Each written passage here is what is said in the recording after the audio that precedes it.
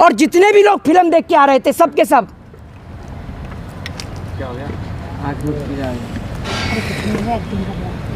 जो हालात कानपुर से सामने आ रहा है, कल भी वहाँ पथराव हुआ है और एक तरफ कश्मीर और एक तरफ कानपुर में कहीं ना कहीं भयानक तस्वीरें सामने आ गई हैं। मोहित शर्मा का क्या स्टैंड है? देखिए, मैं आपको बता दूं कि पूरे देश के अंदर भारतीय जनता पार्टी के राज में 2014 से जो देश के अंदर का माहौल उत्पन्न हुआ है, देश के अंदर आपसी भाईचारा, आपसी प्रेम जो पूर्ण तरीके से तबाह हो चुका है, तहस नहस हो चुका है, वो भारतीय जनता पार्टी ने खराब किया है।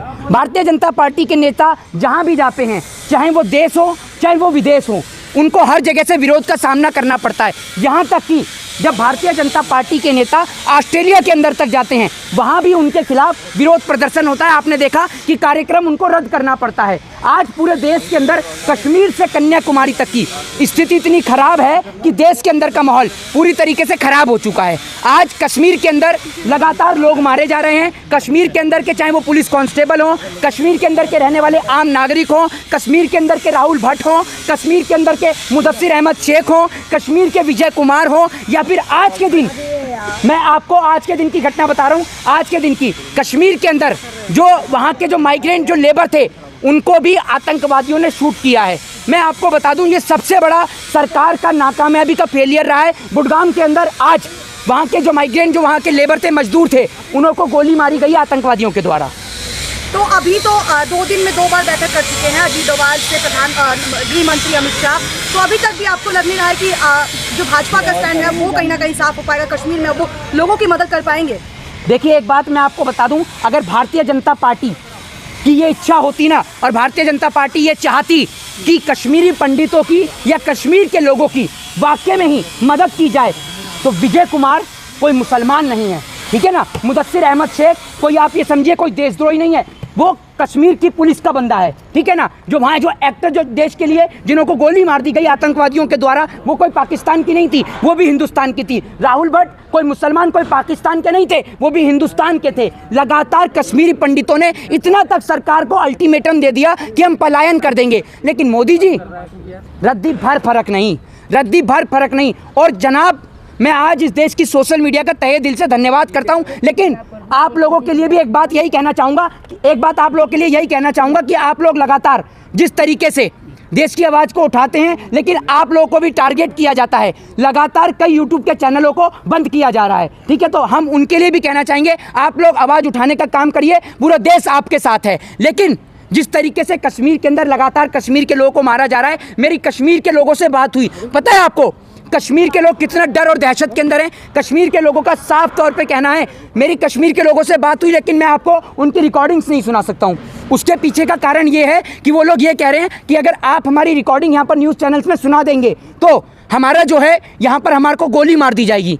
वहाँ टेररिस्ट आतंकवादी, वो लोग जो पाकिस्तान से आ रहे हैं। सरकार, आप ये समझिए, जम्मू कश्मीर से धारा 370 हटाने के बाद आज तक पीओके यानी पाक अधिकृत कश्मीर को पूर्ण रूप से ये समझिए कि सेफ नहीं कर पाई है। लेकिन कहा तो ये जा रहा था कि 370 हटने के बाद वहाँ हालात ठीक हो गए हैं। कहने को तो मैं ये कह दूं कि आप 10 करोड़ रुपए चोरी करके भागे हैं, विजय माल्या आप ही हैं, तो आप दे देंगे क्या बैंक का सारा पैसा? बताइए, अब क्यों चुप हो गए आप? मेरी बात सुनिए, अरे मेरी बात सुनिए, मेरे को पता है कुछ यहाँ बीजेपी समर्थक कार भी हैं, मेरी बात सुन लीजिए। आप लोग इसलिए नहीं भड़कते हैं, आज अगर आपके घर का कोई सदस्य ना, ऊपर वाला ना करे किसी के भी घर का सदस्य, मैं ऐसा नहीं बोल सकता हूँ, लेकिन मैं ये कह रहा हूँ कि आज अगर उनकी जगह पर आप लोग उस मुसीबत का सामना कर रहे होते ना, तो जो आप कह रहे हैं ना भड़क क्यों रहे हैं, भड़क क्यों रहे हैं, भड़क क्यों रहे हैं, फिर आप खुद भड़कते हैं। भला बुरा कहने लग जाते हैं। मैंने कौन से पत्रकार को भला बुरा कह दिया? इन्होंने कहा एक कोई सवाल पूछो, सब पूछोगे, साला वीडियो कचरा हो जाता, बनता कुछ नहीं है। हाँ, और पत्रकार और तू हंसे मत यहाँ खड़ी होकर, जब बातें मत करो। कोई बोला सवाल। चलो मैं सवाल कर रहा हूँ, लेकिन जो कश्मीर में हालात है, किसे जिम्मेदार मान रहे हैं आप? देखिए, कश्मीर के हालात के जिम्मेदार निश्चित तौर पर देश के प्रधानमंत्री, देश के गृह मंत्री हैं। आप ये समझिए, जो राहुल भट्ट की जो पत्नी है, उन्होंने इतना तक सरकार को कह दिया था, प्रधानमंत्री मोदी को, गृह मंत्री को खुली चुनौती दी थी। जब उनकी वाइफ प्रधानमंत्री गृह मंत्री को चुनौती दे सकती है और ये कह सकती हैं कि आप बिना सुरक्षा के कश्मीर में नहीं आ सकते, तो आप सोचिए कश्मीर की स्थिति कितनी खराब होगी। जब सरकार ने वहाँ धारा 370 हटाई, तो सरकार वहां पर सब कुछ ठीक क्यों नहीं कर पाई? आज तक बीजेपी के जितने नेता चिल्ला रहे थे, जितना आप ये समझिए सड़क पे भौंकने वाले कुत्ते भाव भाव नहीं करते, उससे ज़्यादा बीजेपी वाले चिल्ला रहे थे मैं भी कश्मीर में प्लॉट लूँगा। अरे आप भी कश्मीर में प्लॉट ले सकते हैं, जी हाँ आप भी कश्मीर में प्लॉट ले सकते हैं। कितने नेताओं ने प्लॉट लिया बताइए ना? ये जितने भी नेता दिल्ली में बैठते हैं अपना बंगला लेकर, सबके प्लॉट करवा दे वहाँ पर कश्मीर में, पता चल जाएगी आपको। सबसे बड़ा दुर्भाग्य यही है पत्रकार महोदय कि कश्मीर के अंदर मरने वाली किसी नेता की औलाद नहीं है। कश्मीर के अंदर सीने पे गोली खाने वाले पुलिस कांस्टेबल, आर्मी के जवान, बीएसएफ, बॉर्डर सिक्योरिटी फोर्स में किसी नेता के बच्चे नहीं हैं, इसलिए वहां पर लगातार शहादत पे शहादत होती जा रही है। मोहित, खबरें ऐसी आ रही थी कि वहां पर जो आर्मी है उन्हें कहीं ना कहीं पता था कि टारगेट किलिंग आतंकवादियों की तरफ से की जाएगी, तो अभी तक उस पर भाजपा ने या वहां के लोग जो जिनको ये जानकारी मिली थी उन्होंने इसके लिए कुछ क्यों नहीं किया? मैडम एक बात आप मुझे बताइए, जिस देश के अंदर ना नेताओं के लिए लाखों करोड़ों और खरबों रुपया खर्च होता हो ना उनकी विदेश यात्रा के लिए, जिस देश का प्रधानमंत्री, देश का जन सेवक के पास पहनने को कपड़ा नहीं है, लेकिन प्रधानमंत्री 10 करोड़ का सूट पहने और राफेल और बड़े बड़े विमान, बड़े बड़े hi fi helicopter, chartered planes में घूमे, और उस देश के जो आर्मी ऑफिसर्स हैं उनको बस के अंदर भेजा जाए, गाड़ी के अंदर भेजा जाए और उसमें भी उनको सुरक्षा प्रदान नहीं करी जाए। उस दिन मेरे को सरकार के ऊपर सवाल खड़े करने की मंशा हो गई थी और मैं समझ गया था कि सरकार कितने निचले स्तर की सरकार है। ये बीजेपी इस प्रकार की सरकार है कि अक्षरधाम मंदिर पे हमला, कांधार हाईजैक, पुलवामा अटैक, संसद पे हमला, इन सब की तारीख मिलाइए और भारतीय जनता पार्टी के चुनाव की तारीख मिलाइए। ये सिर्फ एक ही काम जानती है और वो है नाम बदलना, नाम बदलने के अलावा कुछ नहीं। तो आप कह रहे हैं कि चुनाव है इसलिए ये ऐसी हरकतें हो रही हैं? निश्चित तौर पर हो रही हैं। मोहित शर्मा, प्रधानमंत्री मोदी के एक इशारे पे जो है यूक्रेन और रूस का जो है युद्ध रुक जाता है 3 घंटे के लिए, तो कश्मीर में जो हत्या हो रही है वो क्यों नहीं रुक पा रहा है? मतलब ये पुतिन जो है वो हाथ में फोन लेके इंतजार कर रहा था, बच गया, मोदी जी का ही है। अरे मैं कह रहा हूँ कुछ घंटे के लिए जरा युद्ध जो है वो स्टॉप ही कर दो, कुछ नागरिक फंस रहे हैं हमारे, वो वापस इंडिया आ जाएं, फिर तुम चालू कर लेना अपना खेल तमाशा। लूडो का खेल चल रहा है ना ये, हैं? और मोदी जी के कहने से बंद कर देंगे, मतलब वो यूएनओ के कहने पर, संयुक्त राष्ट्र संघ के कहने पर, यूनाइटेड नेशन ऑर्गेनाइजेशन जिसमें वीटो पावर वाले 7 देश हैं, अमेरिका, ब्रिटेन, चीन, रूस और फ्रांस, उनके कहने पर 5 देश जो हैं, ठीक है, उनके कहने पर वो युद्ध बंद नहीं कर रहा है, लेकिन मोदी जी के कहने से बंद कर देता है। तो ये कहाँ से पढ़ा था आपने?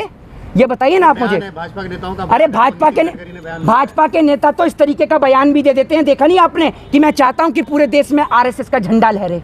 तो आप चाहते हैं देश का झंडा तिरंगा नहीं चलेगा, 2 रंगा, हमें तिरंगा ही चाहिए, और ये तिरंगा अपनी आन बान शान के लिए जाना जाता है, हमें कोई और झंडा नहीं चाहिए, बड़े गर्व के साथ। और वो माँ कोई अच्छे कर्म करती है जो उस ऐसे बेटे को जन्म देती है जिसका बेटा तिरंगे में लिपट कर आता है, ठीक है ना। और वो माएँ आंसू नहीं बहाया करती, उनके पिताजी आंसू नहीं बहाया करते, बल्कि छाती चौड़ी करके कहते हैं कि मेरा बेटा देश के खातिर शहीद हुआ। ये नहीं होते कि बिना क्रिकेट खेले बीसीसीआई में सचिव बना दें। और अमित शाह मीटिंग कर रहे हैं, क्या पता फिर मीटिंग के अंदर ये कह दें जैसे पिछली बार कह दिया था कि वो मोर आया और मोदी जी के उस पर शीशे पे टक टक करने लगा, मोदी जी समझ गए कि मोर भूखा है।